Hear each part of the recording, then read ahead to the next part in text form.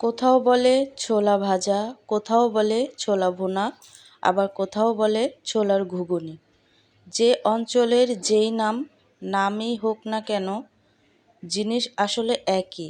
তৈরি করেছি শাহি ছোলা বুট ভুনা, খুবই পুষ্টিযুক্ত একটি খাবার, আর সঠিক রেসিপিতে রান্না করলে হয়ে ওঠে সুস্বাদু।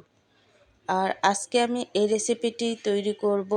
সামনে আমাদের মাহে রমজান, তো তার জন্য কিন্তু এই রেসিপিটা তৈরি করা। শাহি ছোলা বুট ভুনা, এটা তৈরি করা খুবই সহজ, একেবারেই পারফেক্টলি তৈরি করা যায়। হাই গাইস, আসসালামু আলাইকুম, welcome back to my channel. কেমন আছো তোমরা সবাই? আশা করি ভালো আছো, আল্লাহর রহমতে আমি অনেক ভালো আছি।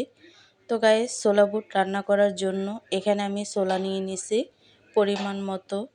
যার যেমন দরকার তেমনই কিন্তু নিতে পারো। তো এই ছোলাগুলো নিয়ে আমি পর্যাপ্ত পানি দিয়ে তারপরে কিন্তু 2 ঘন্টার জন্য ভিজিয়ে রাখবো।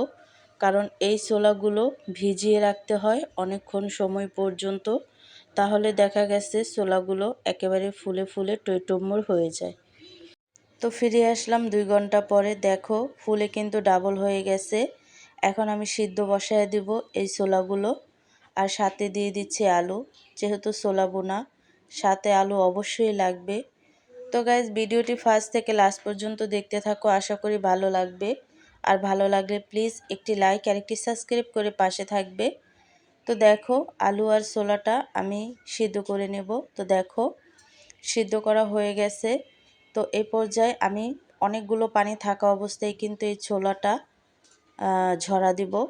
তোমরা যারা একেবারে পানি শুকায় ফেলাও, সেটা কিন্তু একদমই করবে না, তাহলে দেখা গেছে কালো যে পানিগুলো সেগুলো মিশে কিন্তু ছোলাটা কালো হয়ে যায়।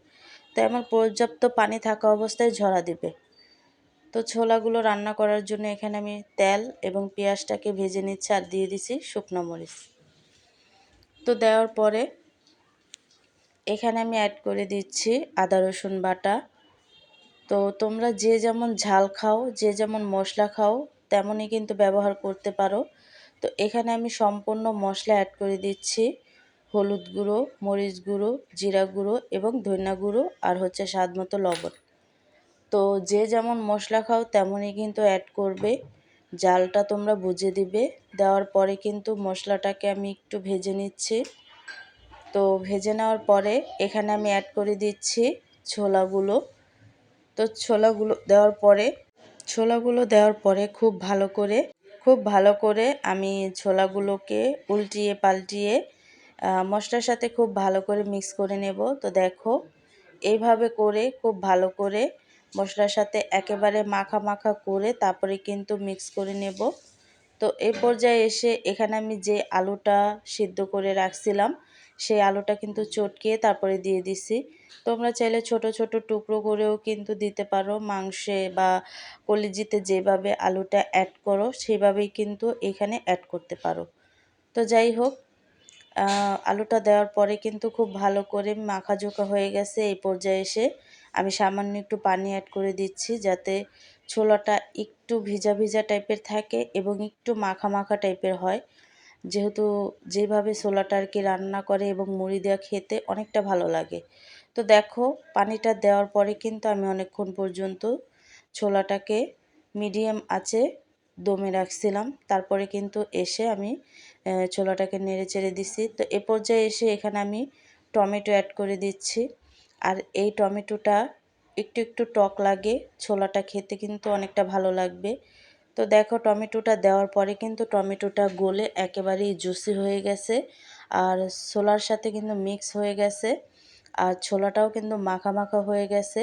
তো পারফেক্টলি ছোলাটা কিন্তু একেবারেই খাওয়ার জন্য রেডি হয়ে গেছে। তো দেখো, এই পর্যায়ে এসে এখানে আমি অ্যাড করে দিচ্ছি ধনেপাতা কুচি।